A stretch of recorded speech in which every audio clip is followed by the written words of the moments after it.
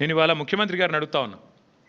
రాష్ట్ర వ్యాప్తంగా ఇవాళ ప్రజలకి మీరు ప్రజల సొమ్ముతో ప్రతి పత్రికలో ఇవాళ అడ్వర్టైజ్మెంట్లు ఫుల్ పేజ్ అడ్వర్టైజ్మెంట్లు ఇచ్చినారు. ఏమని? మల్లన్న సాగర్ నుంచి నీళ్లు తీసుకొచ్చి మూసీకి అనుసంధానం చేసే ప్రాజెక్టుకు, బృహత్ ప్రాజెక్టుకు ముఖ్యమంత్రి గారు ఇవాళ శంకుస్థాపన చేస్తున్నారు అని చెప్పి మరి ఫుల్ పేజ్ ప్రకటనలు ఇచ్చినారు. ఈ ముఖ్యమంత్రి గారికి కానీ కాంగ్రెస్ ప్రభుత్వానికి కానీ కనీస సిగ్గుందా అని నేను అడుగుతా ఉన్నా. కనీస మాత్రం ఇంగితం ఉందా? కనీస మాత్రం సోయి ఉందా మీకు? సరిగ్గా వారం కిందట, ఇదే సోమవారం నాడు, వారం రోజుల కిందట కాళేశ్వరం ప్రాజెక్టు మీద కక్ష కట్టి సిబిఐ ఎంక్వైరీ అని పెట్టినారు. మరి ఈరోజు, ఈ సోమవారం రోజు కేసీఆర్ గారు కట్టిన అదే కాళేశ్వరం ప్రాజెక్టు మీద ఆధారపడ్డ మూసీ జలాల అనుసంధానం అని పెట్టి ఇవాళ శంకుస్థాపన చేస్తూ ఉన్నారు.